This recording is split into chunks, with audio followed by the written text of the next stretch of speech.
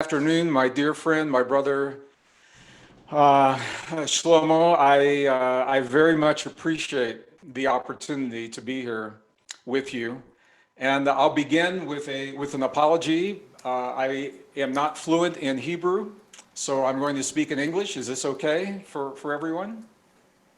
I don't know. Maybe we'll ask the people. No, I'm joking. It's okay. So I don't know, Shlomo. Are we doing any translation or all in English? All in English. The whole course in English.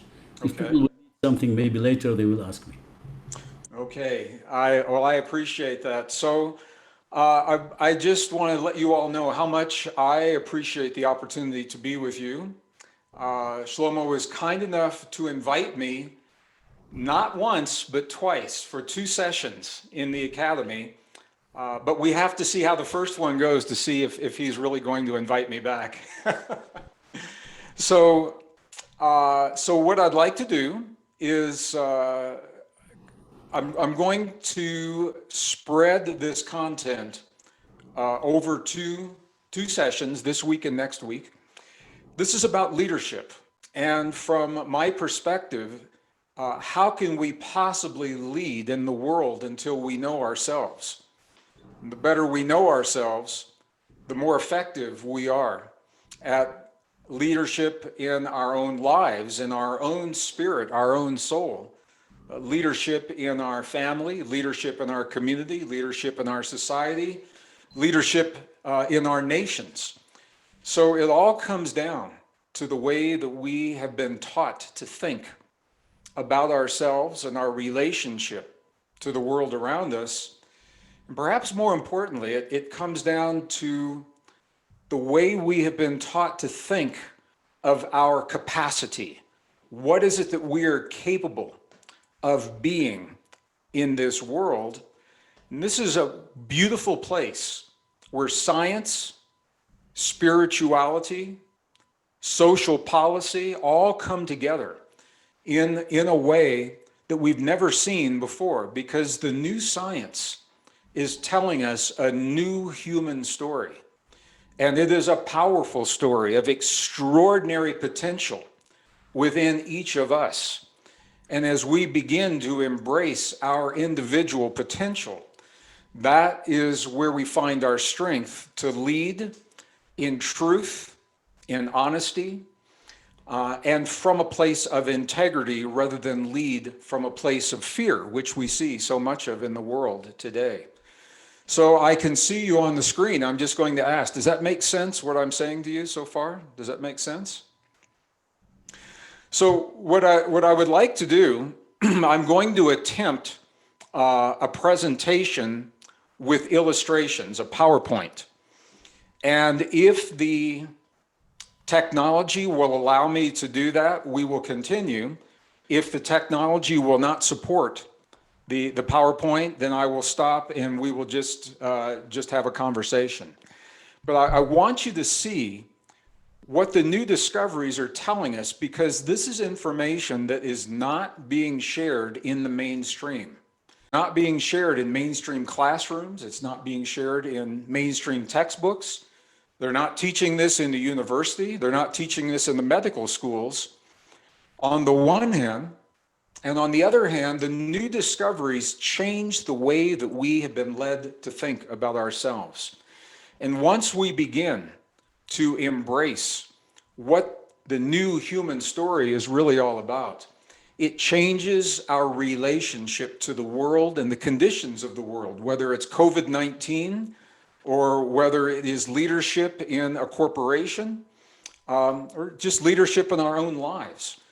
Once we begin to understand these new discoveries. So I'm going to take the time in this session, I'm going to share some of the science, and I think it will go quickly. And the science will lead into a technique. And we will experience this technique together to help us awaken the extraordinary potential that we have within us on a biological level, on a physiological level, on an emotional level, on a psychological level, and on a mental level. So all of that we're going to do in the next 1 hour.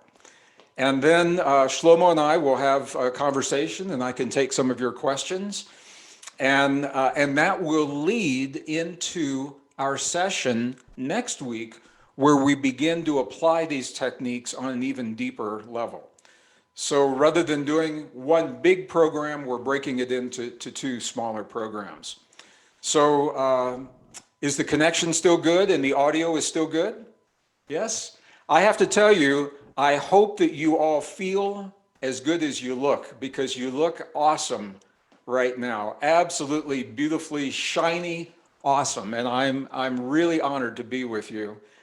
And just as an aside, before we ever begin, I think some of you know by blood, I am a Jewish man. I am only now beginning to understand some of my history. I love your country, all of your country, and feel very much at home there.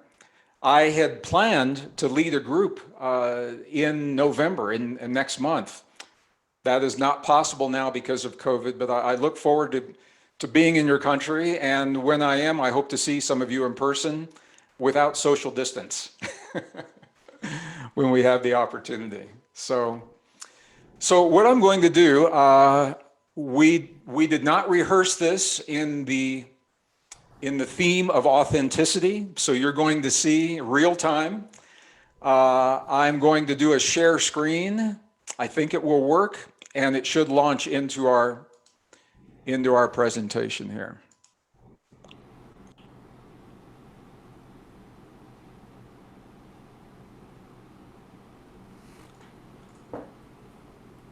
Okay, Shlomo, does this look okay so far? Very good, very good. All right, good. And you should be able to see me in a little box in the upper right-hand corner. That's me, that's the little me, okay? So this is about sustainable leadership, and we're all being challenged with that right now. And as I said, the better we know ourselves, the more effective we can be as leaders. And this is a really, really important point, because I know that you've had the experience, I have had the experience of being led by people that were well-intentioned, but they didn't understand themselves. And it's very, very difficult to lead effectively if you don't know who you are. The techniques we're going to learn help us to communicate through intuition. They help us to receive criticism objectively, so we don't react when someone criticizes us. And these are all hallmarks of a very powerful leader. So the better we know ourselves, the more effective we can do these things. It all comes down to the way that you and I have been taught to think about ourselves. It's called our story. And we all have a story. Our story is the way that we've been taught to think through our religion, our culture, our society, our family, our history, our experience. All of these things feed into a narrative, a story that we use to define ourselves both consciously and subconsciously. Some of our story we're not aware of because it is a subconscious story. A lot of the story comes from what we've been taught in education, in our schools, in our classrooms, in our textbooks. So the way that we've been taught to think directly impacts our ability to be leaders in the world today. You and I are the product of a story. Now, I went to school in the 1950s, 1960s, early 1970s. And what I was taught is very similar to what you're being taught, even if you're in school today. We are taught when it comes to our origin, science. Now, this is science saying this to us. Science tells us that we are the product of what are called random mutations and lucky biology, that we are the product of an accident in biology that has been perpetuated for a very, very long time. We have also been taught through the work of Charles Darwin in the 1800s. We've been taught that competition, conflict, and struggle are the foundations of nature.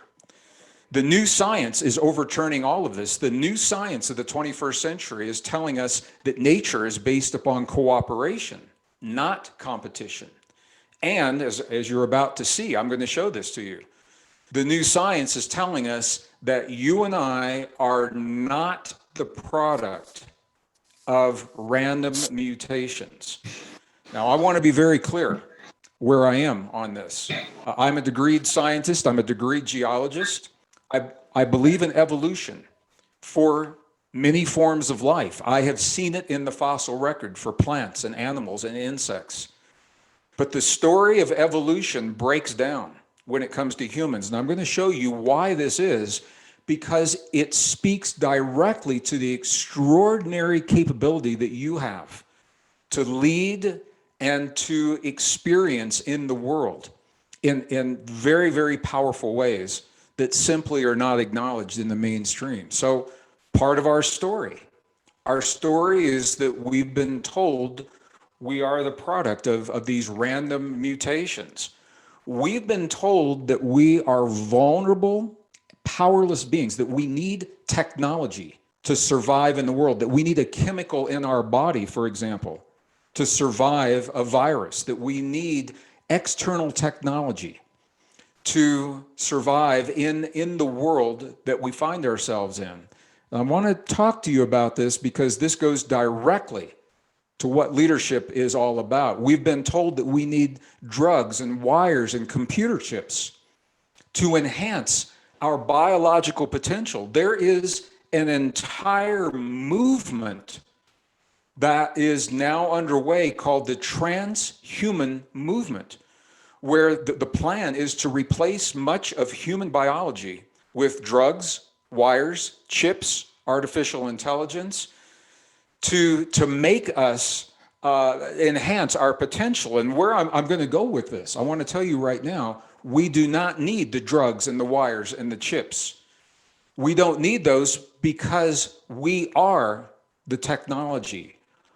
All of those things, you're going to see this, the drugs, the wires, the chips, the chemicals, they mimic what we already do in the cells of our bodies, except our cells do it better. All of that external technology mirrors what's happening in the neurons, what's happening in the cell walls. It mirrors those, but we are more effective, and we're only learning what this means in our lives. So new discoveries are revealing a new human story. I'm going to share some of those discoveries with you, and the discoveries will lead to an understanding of the human heart and the intelligence and the intuition that is available on a biological level. The neurons that have been discovered in the human heart that we are rarely taught how to use. And then we will share the first technique to help us access the neurons in the human heart in a healthy way that empowers us to be at our best in stressful situations. And then we will build on that for next week. So are we good so far? Does that all make sense to everyone? Cool. All right, so I'm going to go through a couple of discoveries. I'll go through them quickly. And I think what you will discover for yourself is each of these discoveries could be the whole presentation. They are so profound. Each discovery could be an entire presentation unto itself. And in longer programs, I develop the material over multiple days. But for the time we have together here, I'm going to do this at a very high level. And I want you to know that everything I'm sharing, it's based upon peer-reviewed science. So this is not Gregg's theory. It's not Gregg's hypothesis. It's science that simply is not common knowledge. It's not shared in the mainstream. So the first discovery is just how powerful we are. Scientists tell us that the average adult has about 50 trillion cells in the body, whatever average is. I guess I'm average, you're average. So give or take, each of those 50 trillion cells generates electricity. A small amount, about 0.07 volts of electrical potential. So you say, well, that's not very much, and you're right. But when you multiply 0.07 volts by the 50 trillion cells, look at what you get. You and I have a biological potential of about 3.5 trillion electrical volts in our bodies. That is a lot of power. That's a lot of potential. The key is, how do we harness that potential and direct it into our biology to be the best versions of ourselves, to create the strongest immune system, to create deep states of intuition, to awaken longevity enzymes that keep us rejuvenated and strong and healthy through our lives. How do we do that? Well, that's where we're going to go with all of this. I want you to know what I mean when I say that we are soft technology. Because as I mentioned, we're not the wires and the chips and the chemicals and the artificial intelligence. We are neurons and cell membranes and crystalline bone that actually perform the same functions. So I want you to check this out. Just look at what we're doing here. Every cell of your body has the capacity to function as both a transistor and a resistor. Just the way you see in cell phones and computers, in home appliances, every cell in our body has the ability to function as a transistor and a resistor. Every cell in your body functions as a capacitor. It stores and releases information, energy, in very specific ways at very specific times. Every cell in your body releases photons of light. We can measure this. You give off light. You may not be able to see the light with the naked eye. Some people can. You also absorb light. Every cell in your body is doing this constantly. Every cell of your body is covered on the exterior with receptors that are like antennae. They receive information from the environment, from the field around us, and they broadcast. You, right now, you are broadcasting information into a field of energy. Now, in the year 2017, I had the privilege of speaking at a conference and then touring in Geneva, Switzerland, at the CERN, C-E-R-N, superconducting super collider. I think most of you are probably familiar with it. If you're not, it is the largest device ever built by humankind. It is 150 meters under the surface. It is a tube. It is a tube that straddles the border between France and Switzerland as an experiment, 150 meters under the surface of the earth. And in this tube, they propel quantum particles in one direction until they're almost the speed of light.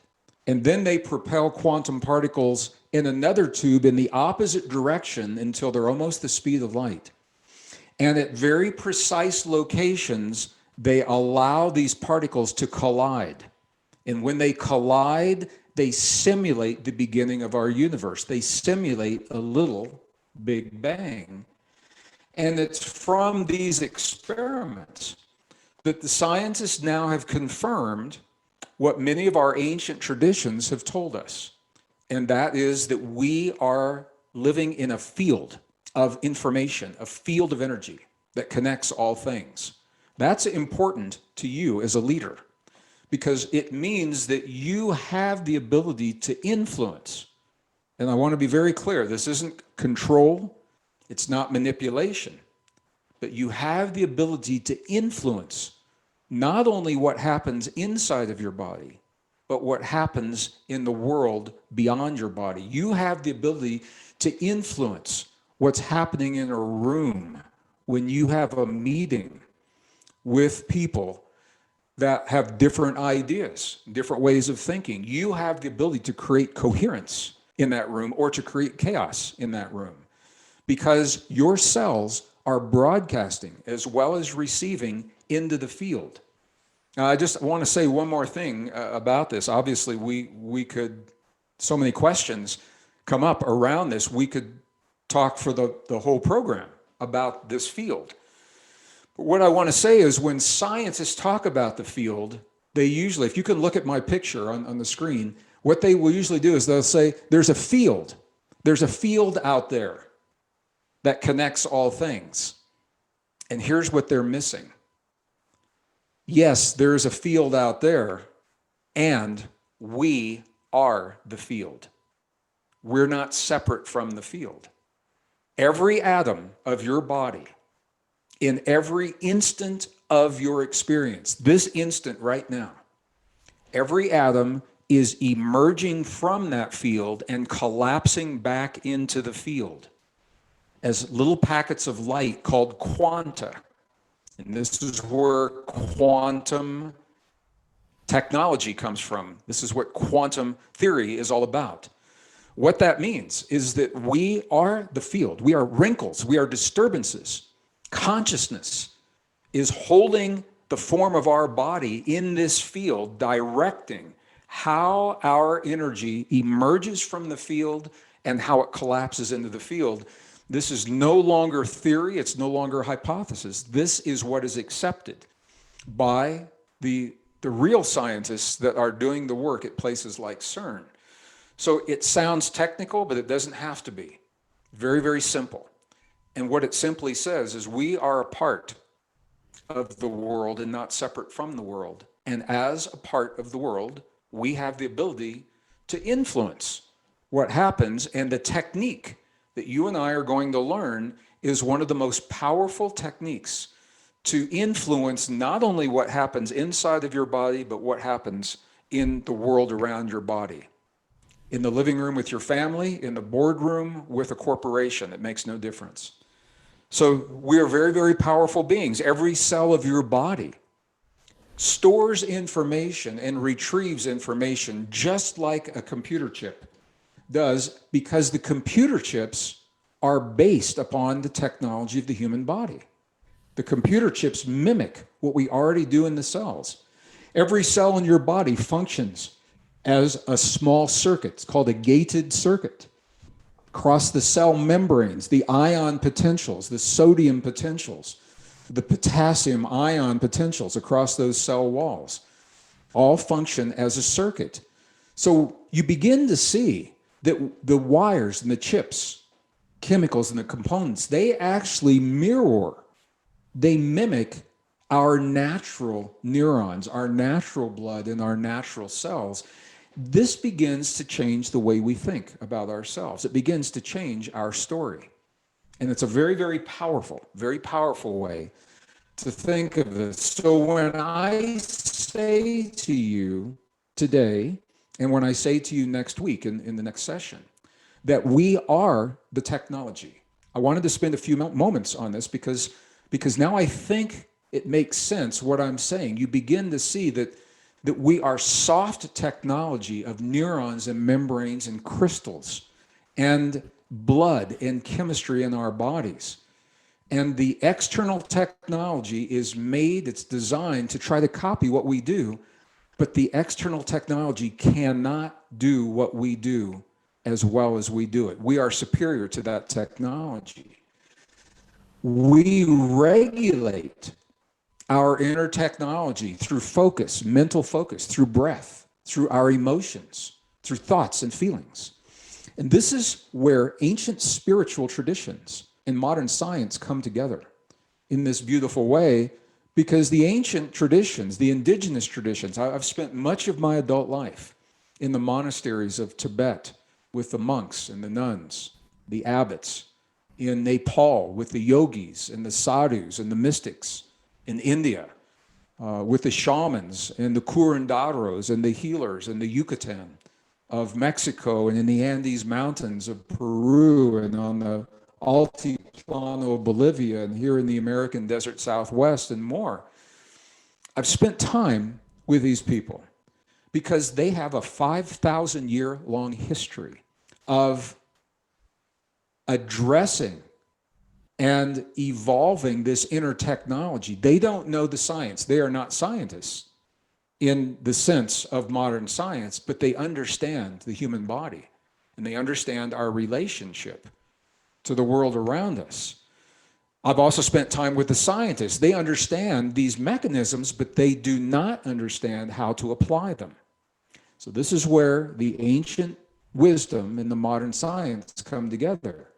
The science tells us how these things function. The science tells us about our inner technology, but the scientists say we don't know how to apply it. And the ancient traditions say we know how to apply it, but we don't understand exactly why it works. So you and I have the benefit of these two great ways of knowing coming together in a way that has never happened in 5,000 years of human history. We have the ability to marry the best science of the modern world with 5,000 years of our ancestors' wisdom. And that gives us the evolutionary edge to adapt and transcend anything in the world, including COVID-19, including hate, all of these things that are unfolding in our world today. It allows us, it empowers us to transcend, not just survive, but to thrive and transcend in the world that we see unfolding. So this is why I'm spending a little bit of time with the science. Your highest form of mastery, the most masterful thing that you could do would be to claim that story, to awaken this power in your body. Discovery number 2, I'm going to go very quickly, but I want you to see where this power comes from. I want you to see that it's not an accident. And what I'm going to say to you in the scientific world is very controversial. However, it is also where the evidence is leading. So I'm going to go through this just so you can have a sense of where this power comes from, and then that will lead us into the new discoveries of the heart and the techniques. We appeared on Earth, and scientists agree with the date. Modern humans, what are called anatomically modern humans, appeared on Earth 200,000 years ago. That date is not controversial.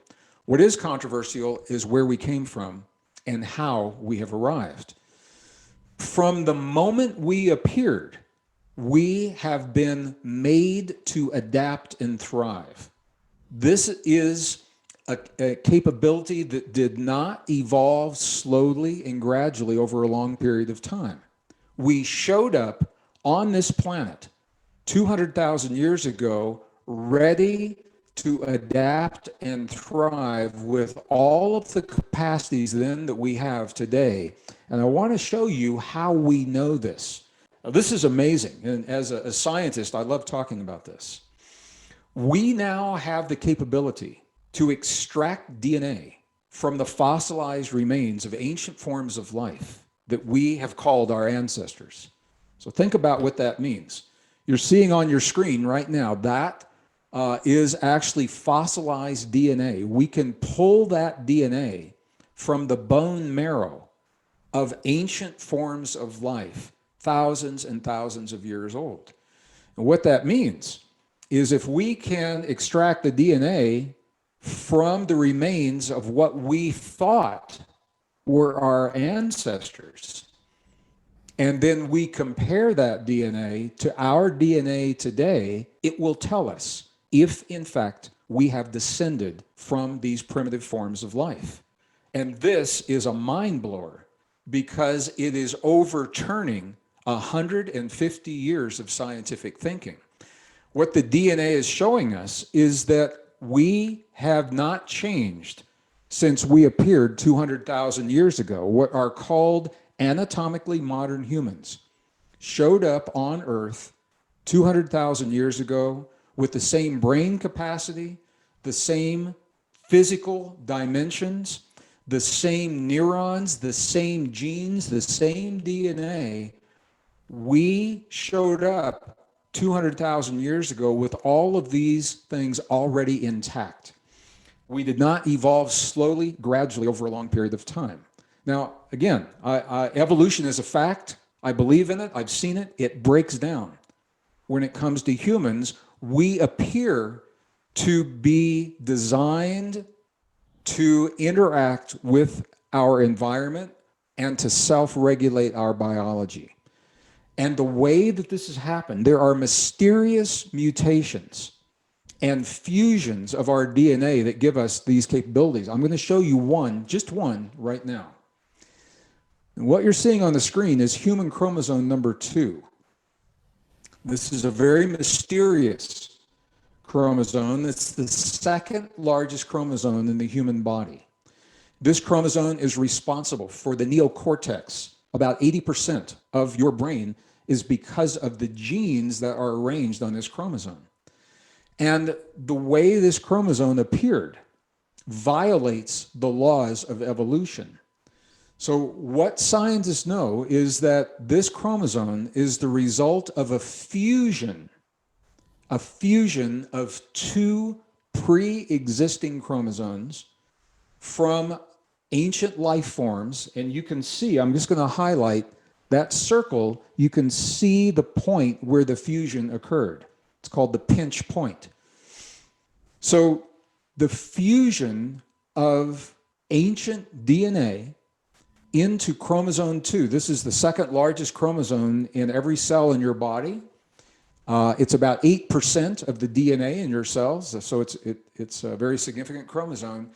It's the result of a process. That fusion that you're seeing cannot happen under natural processes. Scientists tell us this. It is not the product of random mutations. It's actually called a telomere to telomere fusion, because in the middle of that chromosome, you are seeing the telomeres that are typically only located on the ends of the chromosomes. So when the chromosomes were intact, they had telomeres on the end. When they were fused, those ends now are a midpoint on the chromosome.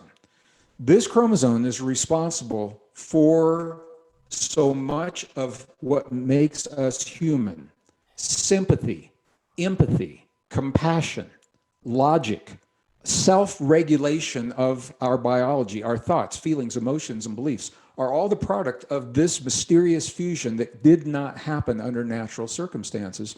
And this is only one of the mysteries. There are other chromosomes that I could talk about. Chromosome number 7, for example, is the chromosome that allows us complex speech. You know, we share 98% of our DNA with primates, other primates, chimpanzees. We share 98% of our DNA, but you will never hear a chimpanzee sing Led Zeppelin's Stairway to Heaven. I'm a musician. And as a musician, I wanted to know why. If we share 98% of our DNA, why can't a chimpanzee sing? It's because something happened with our chromosome number 7. There was a genetic manipulation that did not happen with the chimpanzee that links our tongue and the muscles of our jaw and our brain so that we can speak and we can sing in a way that no other form of life can do. And so I'm just giving you some examples of why we are not the product of random mutations. What scientists are telling us, here's, if that sounds technical, I wanted to do just a little movie to help understand. Here are 2 pre-existing chromosomes. Not only were they fused together, but after the fusion, there are genes that were added and genes that were removed to make chromosome 2 more functional. And it happened all at the same time. It did not happen slowly, gradually over a long period of time. That's not Darwin's idea of evolution. So what scientists are now saying is the timing, the precision, and the result of these fusions suggests something more than evolution. And for a scientist, this is called forbidden territory. Because if it is not evolution, the mutations suggest an intentionality underlying our existence. Now, this is what our spiritual traditions have always told us. Our spiritual traditions have always told us that we are the product of an intentional act. And different traditions interpret that in different ways. Now science is saying something happened in our past that cannot be explained through traditional biology and through random mutations. They suggest an intentionality, and that implies a purpose. And that purpose is what we are exploring in these two courses. The ability to self-regulate our biology so that we are the best version of ourselves that is possible, so that we can awaken the extraordinary potential that has been with us since the moment we arrived 200,000 years ago. And if that seemed... May I just stop you for a moment and ask you a question on this? Yes, thank you. Just to understand, when you say forbidden territory means that we are walking beyond the borders. We are creating you are creating some kind of a breakthrough, and you say it is based on science, or you say from here every human being has the right to choose his own path or his own high purpose, for sure in leadership as well. Yes, what I am saying, I am sharing with you, excuse me, I'm sharing with you the science that backs up my statement that we are more than random mutations of biology, that we are designed, we are made to embrace an extraordinary potential given to no other form of life. And the science now is showing us on the biological level what that potential is. And science is struggling because these discoveries do not support the traditional story. So the scientists are struggling. Do they follow the discoveries to the story that they reveal? Or do they try to force these discoveries into the pre-existing theory? And this is a controversy in science right now. It's a very exciting time, Shlomo, because it is an invitation for us to think of ourselves in new and empowering ways. The world is changing. That's no secret. My life is changing. Your life is changing. We've got to think and live differently to thrive in this change, not just survive, but to adapt and thrive. The science is now giving us the reasons to think differently because the science is revealing, this is where we're going to go with this. The science is revealing potentials that we have never been informed of in the past. And those potentials empower us in leadership, empower us in life, empower us in intuition, in our immune system, in our longevity, all of these things. So that's where we're going to go with this. Does that make sense? Is that okay? Yes, the question is, do you think that now beyond, when we get this kind of potential and it's kind of an open space, yes, our choice to find our way how to thrive, if I got it correctly?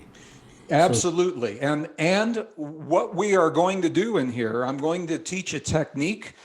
It is already embraced in the intelligence communities of many countries because it empowers the people in the field to be at their best with cognition, with super memory, super cognition, super intuition, super resilience, all of those things. That's where we're going with this. So what we're doing is embraced already in high levels of the intelligence communities and some other applications. And now we're bringing it down more into everyday life in a practical, empowering way. So what I just said about the DNA, for some people it looks technical. And I just want to share this For a non-technical person, British astrophysicist Sir Fred Hoyle, he says that the odds of the DNA forming randomly, the odds that this is a random mutation, are the equivalent of a tornado sweeping through a junkyard. And when the tornado leaves, there's a Boeing 747 that is remaining. So the odds of us having this capacity are the equivalent of a tornado sweeping through a junkyard and leaving a 747. By the way, this is what a 747 looks like. And we all know this is not going to happen. So I'm saying this because the odds are so infinitesimal that we are the product of something random. So now what the scientists are saying is, if it's not random, how did this happen? How did we become as we are? Well, that is the topic for an entire conversation. But what I can say is this: as a scientist, when we look at the DNA, when we look at the fossilized DNA and we look at our DNA today, we see that we are not the product of random mutations over long periods of time. We appeared suddenly fully intact with all of the extraordinary potential that we have right now, and it implies some kind of intervention in the past. Now, what that intervention is, as a scientist, I cannot say. And that's the point. We cannot say until we follow the evidence, until we allow our scientists to follow the evidence. And that's not allowed in the classrooms right now. It's not allowed in the universities. They are enforcing Darwin's theories and not allowing the new evidence, although the peer-reviewed science is revealing the evidence. So what this tells us is that we are more than random mutations, that we arrived 200,000 years ago. We have super abilities already in place, and the question is, how do we awaken those technologies? And that's what we're going to do right now. How do we awaken this extraordinary potential that we've had since we appeared? This is discovery number 3. 1991, scientists made a discovery, and some of you may be familiar with this. They discovered about 40,000 specialized cells in the human heart that are called sensory neurites. They're like neurons in the brain, but they're not in the brain, they're in the heart. These neurons, this is an amazing discovery, because these neurons form their own neural network. What this means is that our heart has the ability to learn independently of the cranial brain. Our heart has the ability to remember, to feel, to sense independently of the cranial brain. And this is the secret to the extraordinary potential that we see in the monks and the nuns and the mystics and the healers, the shamans and the curanderos. They have learned to tap this potential, and this is what we're going to do with a technique right now. So we sense intuitively. I mean, we know that our heart is important intuitively. If you ask a child to show you, if you ask a child, where are you right now? Or you ask, I've done this in every culture I've ever visited. I'll say, where are you? And people will intuitively touch their chest and say, I'm here. I'm right here. They don't touch their arm or their head or their leg. They say, I'm here.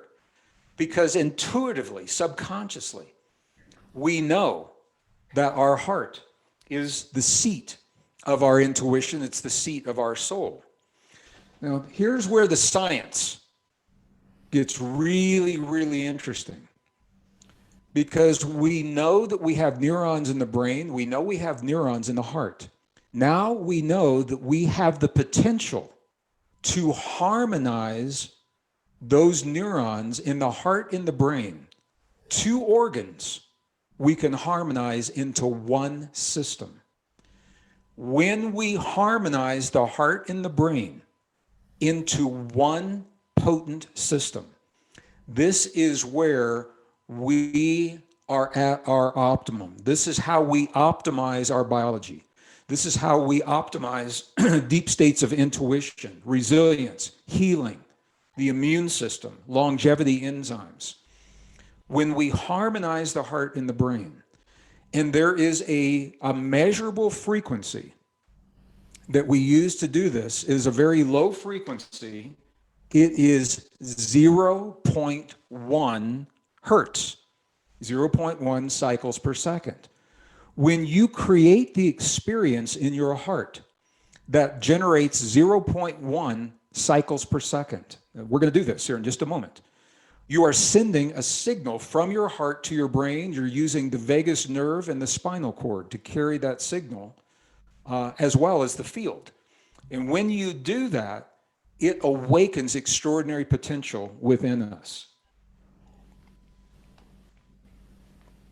Now, as a geologist, I want to share just something very quickly, and then we're going to do this technique. What you're seeing on the screen is a chart of what are called the magnetic field line resonance frequencies of the planet we live on, planet Earth. And the red arrow is showing you the first strong spike of that magnetic field frequency. I want you to look at what it is. It's not 0 and it's not 0.2. It's in the middle. Look at this. It is 0.1 hertz. Okay, I paused because I know my internet connection was a little weak. I think it's okay now. So 0.1 hertz is a fundamental resonant frequency of the planet we live on. When we tune our heart and our brain to 0.1 hertz, not only are we harmonizing the system within our body, we are harmonizing our entire body to the planet that we live on. This is where our mastery begins. This is where our healing begins. We are aligning 0.1 hertz between the heart and the brain. We're aligning that with the planet that we live on. Wow. This is where you become a master of your own biology. Now, why would you want to do that? 0.1 hertz. It creates that resilience in your body. It creates that resilience with the planet you live on. I'm just going to go through the benefits quickly, and then we'll learn the technique. And then in the next session, we will actually begin exploring more of the benefits. When you harmonize the heart and the brain through the technique that I'm going to share in just a moment, it creates resilience to change in your life. Our resilience is measured by what is called heart rate variability. So it actually improves heart rate variability. When you harmonize the heart and the brain, it supports stem cell rejuvenation, and we all want that. It relieves stress in our bodies, and we're all experiencing stress right now, consciously and subconsciously. It stimulates a super immune system, and wow, who doesn't want that in a COVID-19 world? It awakens longevity enzymes. So just from what we are going to do, just by doing this technique, these are the passive benefits. Within 10 minutes, we are all going to have a stronger immune system. We're all going to feel less stress. We're all going to be younger than we were 10 minutes ago. And this is the passive benefit. Now, there are active benefits. Once we achieve this heart-brain harmony, we can actively engage our intuition. We can actively communicate on deeper levels. We can actively access super learning, super cognition, super memory. These are the things that we will do in the next session, all right? As well as triggering over 1,300 positive chemical reactions in the body. So this is a very powerful technique, and the beauty is you don't have to know any of the science. You don't have to know it. But I wanted to share with you the science. I wanted to empower you to understand what an extraordinary being you are. And no other form of life that we know of today has the ability to engage all of these technologies on demand, consciously, because you choose. You are the only form of life that can sit down and say, in this moment, I choose to awaken a deep intuition. I choose to strengthen my immune system. I choose to awaken longevity enzymes. I choose to awaken the healing and the rejuvenation within my body. No other form of life can do what you were given the gift of doing 200,000 years ago, and we have it today. And once we understand this, we become extraordinarily powerful leaders.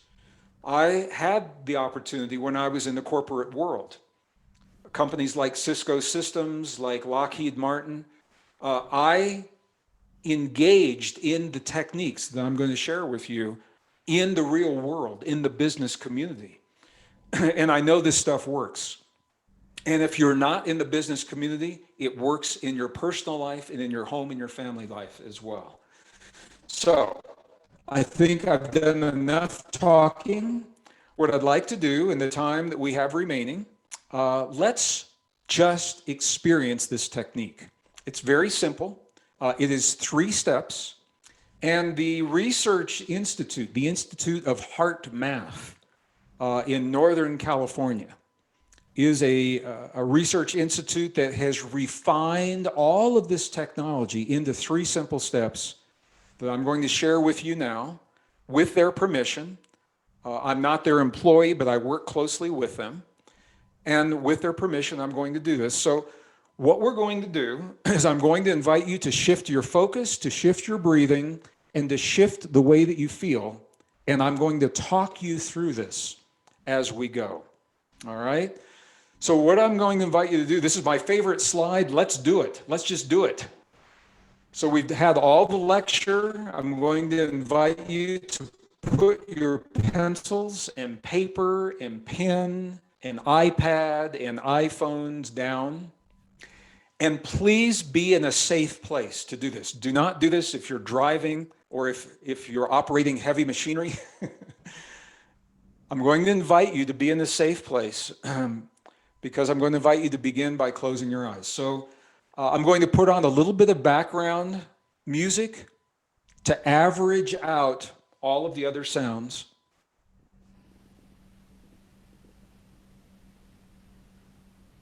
Okay.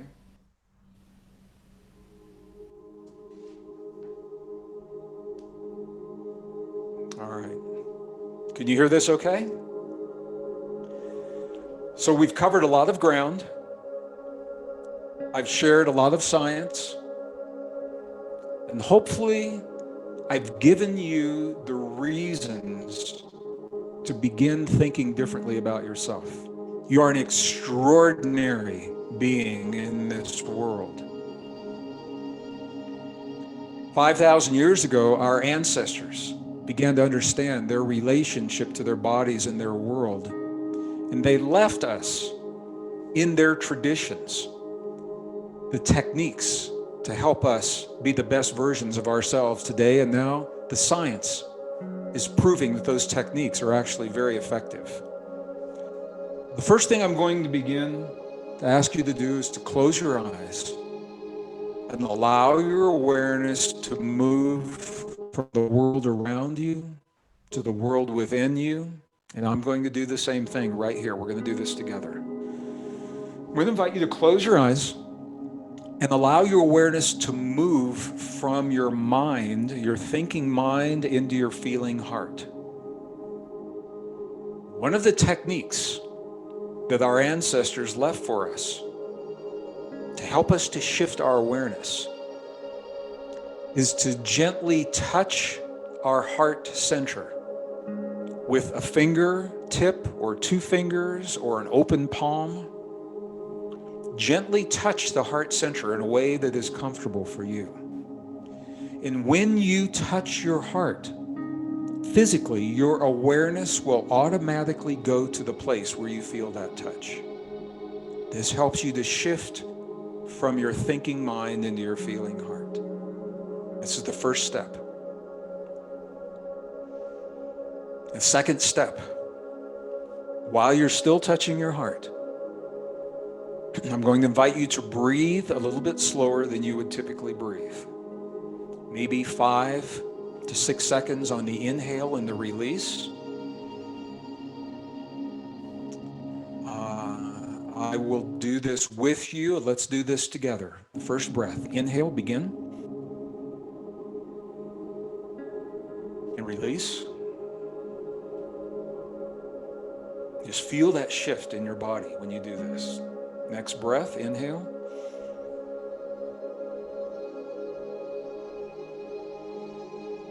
And release.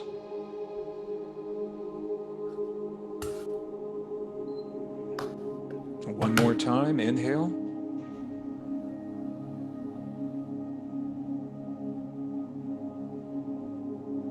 And release. And if you can continue breathing just about this pace, when you slow your breathing, you are sending a signal to your body in a language that your body understands. You are saying to your body, I am safe. When you slow your breath, you're saying to your body, I am safe. When your body senses the safety, it begins to change the chemistry in the body to a chemistry of healing, regeneration, rejuvenation, because it feels safe to do so. All right, this is the second step. So while you continue breathing slowly with your hand on your heart, third step. The third step is what establishes 0.1 hertz between the heart and the brain. Third step, I'm going to invite you to feel a feeling because you choose to feel. Rather than waiting for the world around you to give you the reason to feel, you are choosing to have a positive feeling from your heart as you breathe slowly, as you touch your heart. To the best of your ability, if you can feel gratitude for anything or anyone, or appreciation for anyone or anything in your life, to the best of your ability. This is easy for me right now because I am so deeply grateful to be with you in this ancient and sacred way right now. I'm feeling gratitude, and it puts a smile on my face. So to the best of your ability, breathe that feeling of gratitude. I'm going to do the same, and let's do this for about a minute, all right? Continue breathing, touch your heart, feeling the gratitude.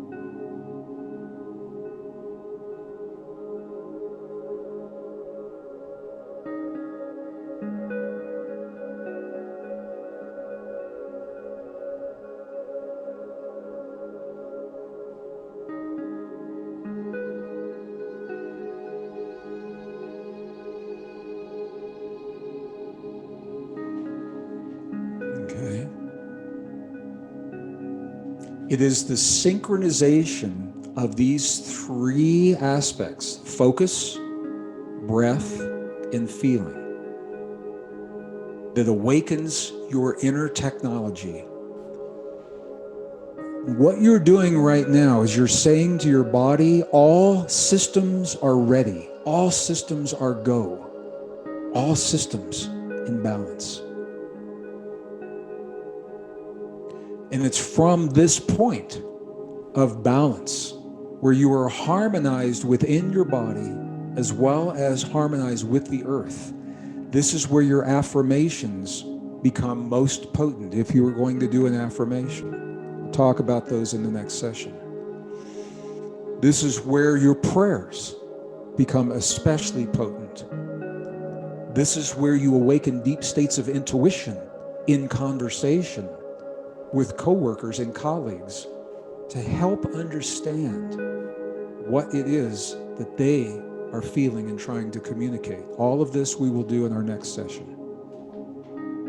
So for now, I'm going to invite you to take one more breath. Inhale.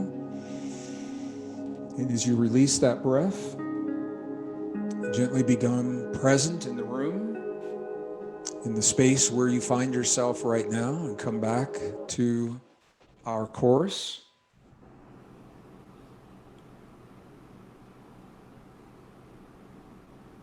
What we have just done together is deceptively simple. Please do not be deceived by the simplicity. People have said to me, Greg, this is too simple. As a scientist, what I've found is that nature is simple, life is simple until we make it complex. With mathematics, with symbols, with language, it's very, very simple. And when we harmonize breath, focus, and feeling, we harmonize the systems within our bodies to trigger that healing and to become very attuned to the world around us, become very present with the world around us. And this is just the beginning. Now, one of the things I want to say to you, and we're going to go into a Q&A, the technique that we just experienced, what the science shows is that 3 minutes of this technique, only 3 minutes, triggers positive benefits that last up to 6 hours. The DHEA level in the human body, this is the precursor to all hormones. All hormones must have DHEA. It increases over 100% just from 3 minutes of what we just did. The immune response immediately responds to this technique. And here's the reason. I want you to understand why. Stress depletes the immune system. And we are all stressed by the lockdown, by misinformation, inconsistent information, by fear, uncertainty, jobs, all of those things. That stress depletes the immune system. When we harmonize the heart and the brain, what we do is we relieve that stress, at least temporarily, to give our bodies a break, to give our bodies some time to begin to regenerate. And that effect will continue for up to 6 hours after we finish. And as leaders, this is so beautiful. This technique allows us to be very present in difficult situations. When there are disagreements, when there are arguments, when people are raising their voice, when we are being criticized for our beliefs or our ideas, if you can do this for yourself and be in your heart, this will help you so that you do not react so quickly, that you do not say things that you wish you hadn't have said. And let me just tell you why, and then we'll go to the questions. The brain is a polarity organ. We have a left and a right brain. The brain is always working through the ego loop. And when we hear criticism through the ego loop, we will always hear right and wrong, good and bad. success and failure, because the brain is in polarity. The heart is not a polarity organ. So when you listen to criticism through your heart, you hear the criticism, but it doesn't affect you in the negative way, because the heart is not going through the left and the right, and the good and the bad, and the right and the wrong, and the success and the failure. The heart doesn't work that way. This empowers you, a high form of mastery, to be present for the anger or the hurt of another person without responding in a way that escalates and actually allows you to de-escalate. This is one of the many benefits of harmonizing the heart and the brain. And that's why I'm saying this is just the beginning. It's just the beginning. So when we meet next week, we're going to build on this technique with a couple of applications, assuming that Shlomo invites me back next week after everything that we've done today.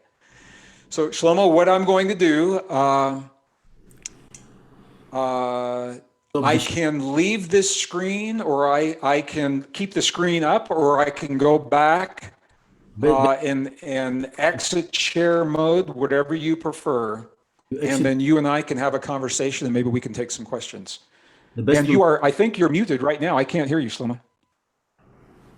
I'm not muted. Okay, maybe it's because I'm in share. I'm going to stop the share. Okay, stop the share. That was, I wanted to tell you to stop the share, so you got it yourself. Hello, Gregg. I'm not hearing anything. I'm not able to hear anything. Let me do this. If somebody hears me, please raise your hands. Are you all, okay, you're all hearing Shlomo. Yeah, So I am not. It means it has something to do. Maybe you're... Maybe it's the music. Let me leave this.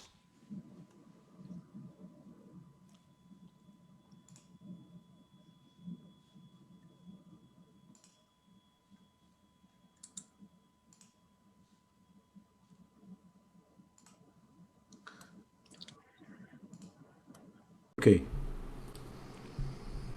Wow. What a man. So I ask you to ask many questions, in the chat, and many people wrote their questions. And also we thought we'll have some kind of a dialogue between me and... Can you hear me? Yes. Do you hear us? Let me see. Okay, now I can hear you. We're good. Okay. So we will... Do you hear me, Gregg? I can hear you, and I'm going to ask, did that presentation, was that a good foundation to support the Sustainable Global Leadership Academy? Yes. Okay. The answer is yes. Although I'm still a little bit in the meditation, you know, I'm flying up from my heart. But you open my heart, so I'm sending you all this love energy.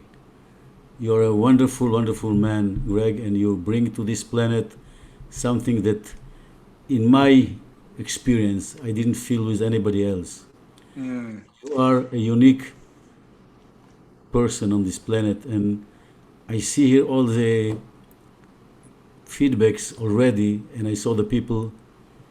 We are all with you, and you're going to bring a new leadership to this planet by what you are doing now. And this is something that it's beyond any expectations of, I think, everybody.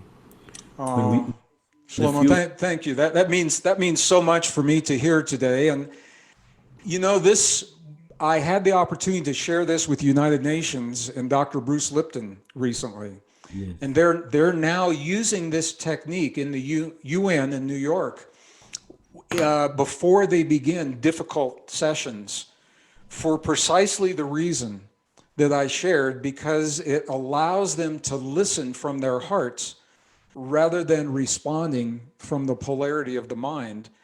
And this is one of those places where spirituality, these are deeply spiritual principles, but they have application in the business world and in the real world of everyday life.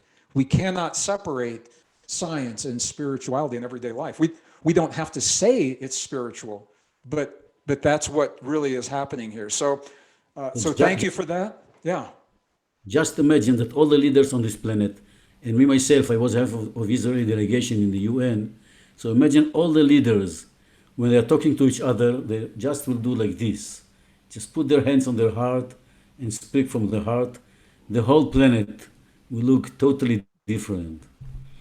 So I ask people to send some questions here, and but many of them, there are many questions, but I think the best will be that we'll open the floor now, and everybody who has a question. I promised two people, it was Elior and Ayelet, to ask you some questions. So maybe we'll begin with Ayelet and then Elior. Okay, Ayelet, the floor is yours. Hello. I've been following you on Gaia for many years, and I am totally believe in the new science. Introduce yourself, say that you are a scientist too. Yeah, in the new science that you present. But what I see is that this new science is not penetrating to the rest of the world. It definitely not penetrating to the teaching. Yes. It's not penetrating to universities or anything. So I wonder, how can we help the people that will believe in this new science can help spread the word? Thank you for your question, and thank you for your work as a scientist. What I will say, I can answer this in two ways. First of all, the reason that it is not being embraced, I can tell you in 4 words: it's ego, power, greed, and money. Those are the reasons. There is a battle that is playing out in the scientific world to preserve what is called the standard model. The standard model is the story of the origin of the universe, the origin of Earth, the origin of humankind. And there is a lot of money invested, a lot of corporate interest, pharmaceutical interest, political interest in preserving the old story. I have friends right now, I have friends that are only friends until we have this conversation, and then for a while we are not friends. No, I have friends in the university, professors, and I've asked them the question, why don't you teach your students, share the new science, the new discoveries with your students?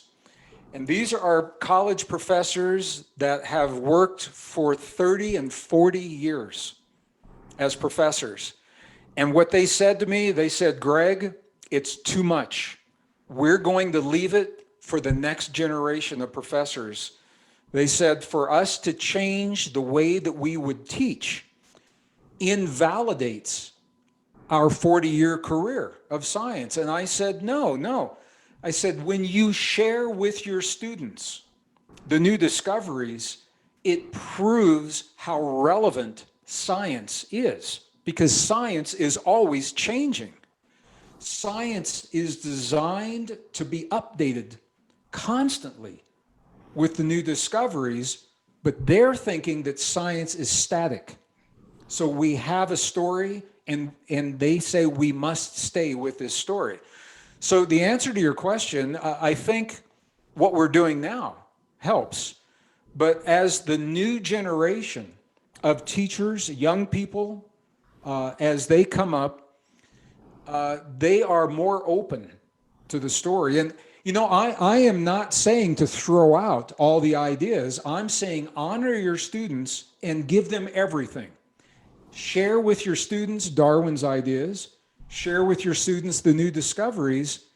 And I'll tell you, the most exciting thing you can say to a young person in a classroom is that we do not know the answer. It's a mystery. And when you say that to a young person, their eyes light up and they say, maybe I can solve the mystery. That's way more fun than saying, hey, we've already got it all figured out. So here's the thing. Also, there's a lot of fear because the new discoveries are leading to a new story that says that we are much more than we've been led to believe, that we have a relationship with the cosmos. And that relationship with the cosmos, with other forms of life, is very threatening for some people. For other people, it's very welcome. So I think we're living in a time where all of this is up for discussion right now. And you're seeing a revolution in the classroom because the science no longer supports the old story. And when the new discoveries don't support the old story, it's time for a new story. And that's where we are right now. So thank you for the work you're doing, and it's a good question. Thank you. Thank you so much. Elior wanted to ask a question. Yes. Shalom, Elior. He is one of the people in our climate change revolution. Ah, Elior, the floor. Elior, where are you? Where are you on my screen? תדבר, אליאור, אז יראו אותך. Okay, so thank you for being here. It was a pleasure to hear you out, and I think I have learned a lot from you. So my question is, if you can point us to the research that says we didn't change since 200,000 years ago. Sure. Yeah, it's a good question. So if you go to my website, there is a resources page that has all of the peer-reviewed science. Also, there is a book that is called Human by Design that has all the peer-reviewed science. Shlomo, if you would be so kind as to send me Elior's email address, and I can send him some information directly. That's great. I was too excited, so I even didn't introduce you. But I want to tell you that I introduced you before, so everybody here knows how excited I am that you are coming. And one of the things that Gregg wrote, I don't remember how many bestsellers. He wrote many books, but I think 5 or 6 of them are the bestsellers in the USA. So he is really one of the best on this planet. Well, thank you, Shlomo. And I just want to say, I'm not alone. I have colleagues, Dr. Bruce Lipton, Dr. Joe Dispenza, other people. We all had to make a decision in our lives because we came from the world of academia. And what we discovered is that the science does not support the academic story. So we had to make a choice. Either we stay in academia and try to change that, or we leave academia and share directly with the people the best research, the peer-reviewed science, and the applications, while still contributing to the scientific community. I'm a member of the American Association for the Advancement of Science and a number of other organizations. But there is so much resistance to the new discoveries because it upsets the balance and the power structure. So thank you for what you've said, and I have colleagues. I have a lot of support.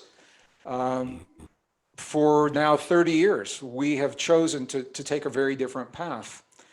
And when people don't agree, sometimes people say they don't agree with me. It's not me, it's the science. And I have to share with them that science, and new discoveries may change the existing science yet again. It's true with climate change. It's true with evolution. It's true with free energy.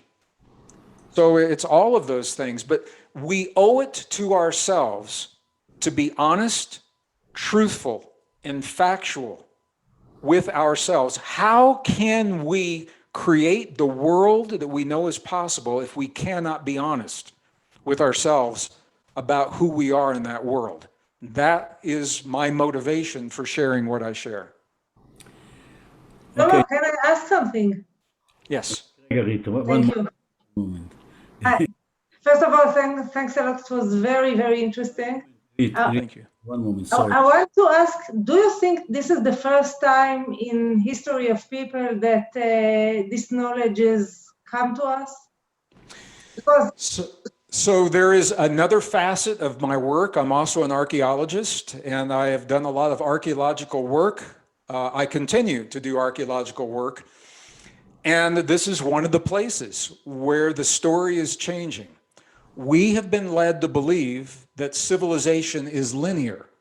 And what that means is that we began primitive and we gradually built and improved to the pinnacle of technology that we see today. The evidence now does not support the linear theory. The evidence is supporting what is called cyclic civilization. And we were also taught that there was one cradle of civilization in the Tigris-Euphrates Valley. It was ancient Sumeria and Mesopotamia and things like that. Now, the new discoveries are showing that there were 6 simultaneous cradles of civilization that emerged from something that was even older. And the evidence suggests that they were technological civilizations. But here's the difference. We have separated ourselves from nature, and we have tried to use technology to master and dominate nature. And the old civilizations, Göbekli Tepe is a beautiful example, and places in the Indus Valley over 10,000 years before present. They had technology, but they did not try to harness nature. They worked with nature, in harmony with nature. So they had electricity. We know they had electricity because we've found the evidence of the electricity on the temple walls as well as physical devices. But this is the kind of stuff scientists call anomalies. So there's a scientific story, and when something is discovered that does not fit that story, it is set aside and called an anomaly. So what is happening is there are so many anomalies, the anomalies are telling a new story. So I am actively involved as I'm a geological consultant on an archaeological dig right now that will probably be published sometime in 2021. And it involves technology as well as language that predates anything that we have believed possible here in the past. Now, how that will be received, I don't know. And this is why we are working hard to follow all of the protocols, to honor all of the science, to do a really good job with independent laboratories, creating the dates, 5 independent laboratories that don't know one another, so that we have independent corroboration of the dates and the technologies. So again, this is, it's been said that we're living a time on earth that is called the Great Reset. And I think we all know this is about more than COVID-19. COVID-19 is being used as a catalyst to further other agendas. Some of the agendas I think could be good. Some of the agendas I don't agree with. I don't think they're good. But what it's doing is it's asking us to redefine everything we thought we knew about ourselves. And to me, this is the good news, because there's a new world that's emerging, but it's not quite here yet. And we are now defining what that world is going to look like by the choices that we make and what we teach our children. about their relationship to their bodies, their relationship to the world.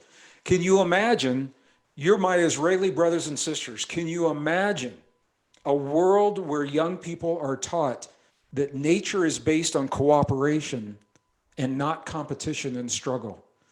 And to have that thinking every day of their lives, solving every one of their problems, how different would that world be? I found myself working in the defense industry during the Cold War years, when the East and the West were doing the unthinkable with nuclear weapons. Unthinkable. We lived under the threat of nuclear annihilation for 40 years. Just unthinkable. And throughout my time, I always felt that if we know where to look in the past, and if we know how to interpret what we find, that the answers and the key to peace has been left for us by those civilizations that discovered it in their time. And this has been a passion for mine. Everything that we're doing here empowers us to live in a world and create that world of peace. Because the more we know ourselves, the less threatened we feel by the world around us. It's only from the fear of the unknown that people lash out and create war. So when we embrace this inner technology, we don't feel that need to dominate and to master, because we know we are the masters. So it opens the door for a very different world. And this is one of those places, it all comes together, it all overlaps. Biology, climate change, science, spirituality, there are no boundaries between those. It's life. And right now, life is up for our examination. And everything from the economic system, the way we grow our food, the way we create our energy, the way we solve our problems, climate change, water, everything is in the mix. And it's a very, very exciting time. So it was a long answer to a short question, and it was a very good question. And thank you for your question and for your passion. I appreciate that. Shlomo, may I? Yes, one moment, Tal. We are running out of time, so I will just want to share with you one question that was on the chat, and then I'll let Tal Gilboa ask you a question, the amazing Tal Gilboa. But first, I want to quote the question of Merav Gili Hirsch. She asked, how many people need to practice together the heart-mind coherence in order to bring humanity to our next level? That is a really good question, and the answer has recently changed.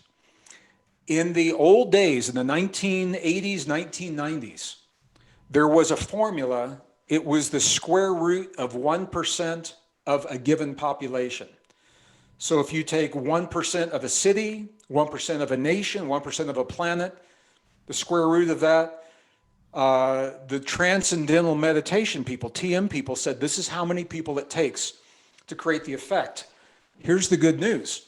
The new discoveries are showing it is less about the number of people and more about the quality of what is called the coherence that they are creating between the heart and the brain, because the coherence in the human body is mirrored in the coherence of the field.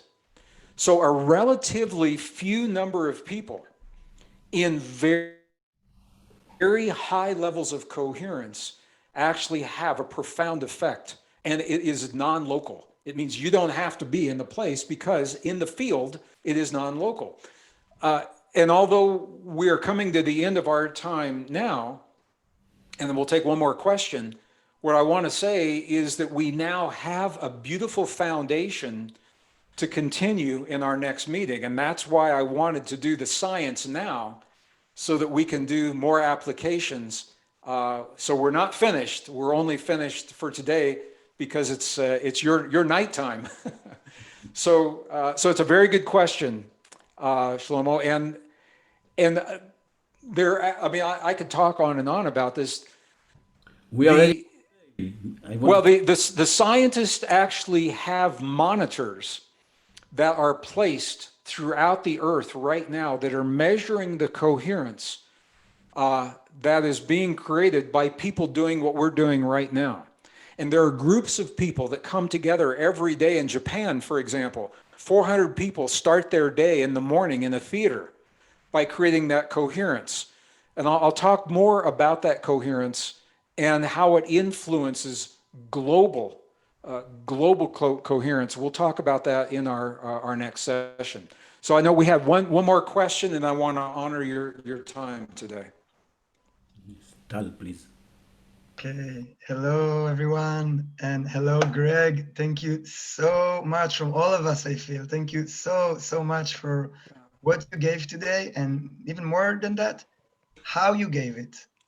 Because I feel you, and I feel you walk your talk. And one question I had is like how it was experiencing you, all of what you've taught. But this was two questions. I'll keep this and I'll just say I feel you. I feel how it influences you in your day to day. But since I'm narrowed down to one question, I wanted two. The more important question for me is this. Right now, many of us are finding ourselves in time that we never experienced in the past. It's pretty crazy out there. And with that, most of us, I want to believe we're optimistic.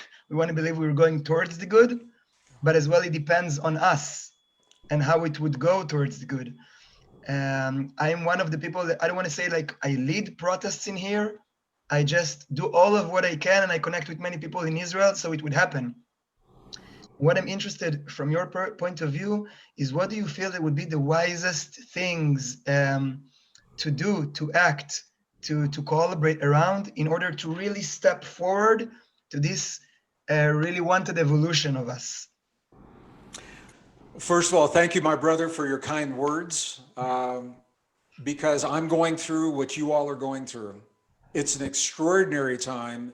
It is a strange time. We've never seen anything like this on a political level, on a social level, as well as on a biological level. And the answer to your question, much of that I'm going to talk about next week. What we know is that, I guess what I'm hearing you ask is what can we do? That's the question. Is that right? What can we do to make things? Yeah, Israel just 2 days ago passed laws for becoming semi-dictatorship country. Yeah. We never believed it would happen in Israel, but it happened. And I think, yeah. I've yesterday cried like I mourned for a family member of mine. I cried like so much because the pain is so big. With it, I am keeping optimism, but I am interested. I'm asking many people to collaborate this big puzzle of wise-hearted, connected people. This is why I'm asking you right now as well. What do you see that we can do and feel and create together?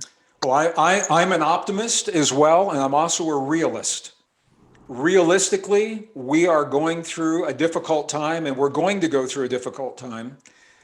When we meet next week, I want to show you how nature evolves. I want to show you how nature moves from one level of order to a higher order. And I'll say right now, the way that it happens, the only way that one level of order can evolve into a higher order is it must go through chaos and break down the old order so the new order can emerge. And once I show it to you, I mean, it's really beautiful to see.